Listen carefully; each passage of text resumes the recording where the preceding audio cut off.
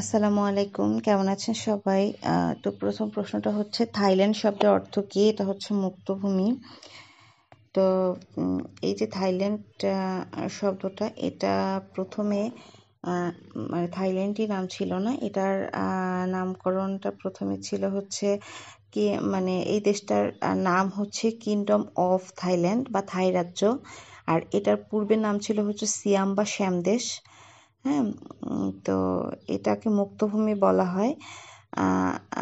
মানে এবং এই দেশটাতে অতীতে কোনো উপনিবেশ গড়ে ওঠেনি। এটাকে সাদা হাতির দেশও বলা হয়, কারণ হচ্ছে সাদা হাতি হচ্ছে থাইল্যান্ডের রয়্যাল ক্ষমতার প্রতীক। হ্যাঁ, এখানে সাক্ষরতার হার হচ্ছে 95%। তো তারপরে হচ্ছে শুদ্ধ বানান কোনটি? শুদ্ধ বানান হচ্ছে মুহুর্মুহু, এটা। তো এই যে মুহুর্মুহু বানানটা, এটার অর্থ হচ্ছে বারে বারে বা পুনঃ পুনঃ এরকম। তারপর হচ্ছে নিচের কোনটি শরৎচন্দ্র চট্টোপাধ্যায়ের ছদ্মনাম? এটা হচ্ছে অনিলা দেবী। তো শরৎচন্দ্র চট্টোপাধ্যায় মানে এই যে অনিলা দেবী ছদ্মনামে মন্দির নামে একটা ছোট গল্প লিখছিলেন, এবং এই গল্পটা মানে কলকাতার বিদগ্ধ পাঠক সমাজে আলোড়ন সৃষ্টি করে এবং সে কুন্তলীন পুরস্কার লাভ করে। তো বিভিন্ন লেখকরাই দেখা গেছে এই সময় বিভিন্ন ছদ্মনাম ব্যবহার করতেন। কিন্তু তারা কেন এগুলো ব্যবহার করতেন? কারণ হচ্ছে তারা চাইতেন যে তাদের মানে নিজের নামের যে একটা পরিচিতি, সেটা যাতে পাঠক তো তাহলে হয়তো নিরপেক্ষ মতামত দিতে পারবে না, সেজন্য তারা এটা দেখতে চাইতেন যে নিজের নাম ছাড়া অন্য নামে লিখলে আসলে পাঠকের মতামতটা কেমন থাকে।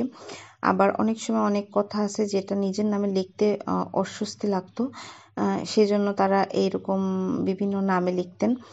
বা অনেক সময় দেখা গেছে নিজের নামে লিখলে অনেক ধরনের আইনি জটিলতার সৃষ্টি হইতো, যেটা অন্য একটা নামে লিখলে কেউ চিনতো না, বা সে কথাগুলো সহজেই বলা যাইতো।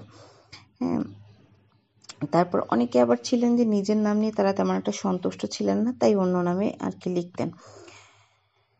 তারপরে হচ্ছে টাকায় সবই হয়। এখানে টাকায় কোন কারকে কোন বিভক্তি? হ্যাঁ, টাকায় এটা হচ্ছে মানে করণ কারকে সপ্তমী বিভক্তি। করণ শব্দটার অর্থ হচ্ছে যন্ত্র, সহায়ক বা হচ্ছে উপায়। মানে ক্রিয়াপদের সঙ্গে কিসের দ্বারা বা কিসের উপায়, এই প্রশ্নগুলো করলে যে উত্তর পাওয়া যায় তাকে হচ্ছে করণ কারক বলা হয়। কিসে সব হয়? টাকায় সব হয়। হ্যাঁ, এবং সপ্তমী বিভক্তির জন্য এই যে সপ্তমী বিভক্তি, যেহেতু কারণ হচ্ছে অন্ত্যেষ্ঠ যুক্ত হয়েছে সেই কারণে। তারপর হচ্ছে রাজা শব্দের সমর্থক শব্দ কোনটি? রাজা শব্দের সমর্থক শব্দ হচ্ছে নরেন্দ্র। অন্যান্য শব্দগুলা হলো নৃপতি, নরপতি, ভূপতি, মহীপতি এরকম।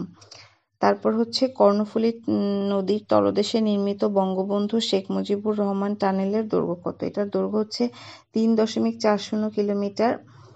হ্যাঁ, এটা বাংলাদেশের চট্টগ্রামের কর্ণফুলী নদীর নিচে একটা সড়ক সুড়ঙ্গ, যেটা হচ্ছে 150 ফুট গভীরে অবস্থিত। আর এটার উদ্বোধন করছিলেন তৎকালীন প্রধানমন্ত্রী শেখ হাসিনা। তারপরে হচ্ছে এটা মানে বাংলাদেশ নেভাল যে একাডেমি, সেটার পাশ দিয়ে শুরু হয়েছে, এবং দক্ষিণ প্রান্তের আনোয়ারা প্রান্তের মানে এই যে চিটাগাং ইউরিয়া ফার্টিলাইজার লিমিটেড এবং হচ্ছে যে কর্ণফুলী ফার্টিলাইজার কোম্পানি লিমিটেড, এই কারখানার মাঝখান দিয়ে আর কি এটা নদীর অপর প্রান্তের দুইটা তীরকে যুক্ত করছে। মানে এই ভিতরের কাজগুলো যাতে, এটার দৈর্ঘ্য হচ্ছে 3.40 কিলোমিটার। মানে এই এতটুক জায়গা যুক্ত করে দেওয়া হয়েছে, মানে বিভিন্ন ধরনের মানে যোগাযোগে যাতে এই ধরনের মানে সুযোগ সুবিধাটা হয়।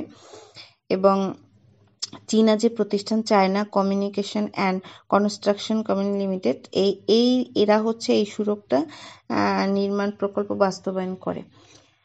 হ্যাঁ, তো এটার কারণে যোগাযোগ ব্যবস্থাটা আর কি অনেক উন্নতি হয়।